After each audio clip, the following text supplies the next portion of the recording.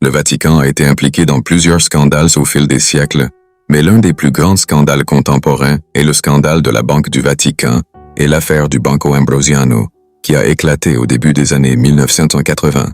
Résumé du scandale du Banco Ambrosiano. Date principale, 1992. Mais les événements s'étendent de la fin des années 1970 au début des années 1990. Personnages clés. Roberto Calvi, président du Banco Ambrosiano, surnommé le banquier de Dieu. Paul Marcinkus, archevêque américain et directeur de la Banque du Vatican. L'Institut pour les œuvres de religion, IOR.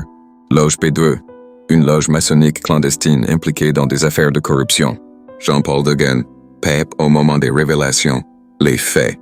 Dans les années 1970, la Banque du Vatican, IOR, aurait servi de canal pour blanchir de l'argent à travers le Banco Ambrosiano, une banque italienne liée à des financements occultes, notamment pour des groupes anticommunistes en Amérique latine et des organisations mafieuses.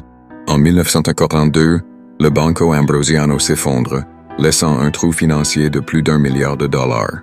Son président, Roberto Calvi, est retrouvé pendu sous le pont de Blackfriars à Londres. Officiellement considéré comme un suicide au début, il est plus tard établi qu'il s'agit probablement d'un assassinat impliquant de la mafia et des réseaux criminels.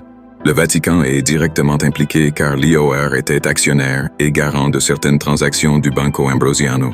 Le scandale ébranle la crédibilité du Saint-Siège et force le Vatican à payer 224 millions de dollars en compensation, sans pour autant reconnaître sa responsabilité.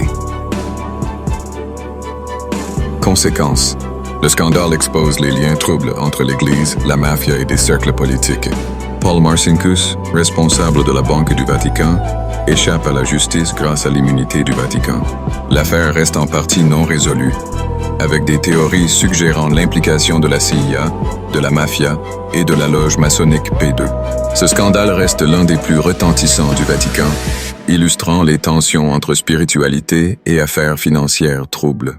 Reviens vite pour d'autres épisodes de Scandale institutionnel sur Trauma sans tabou.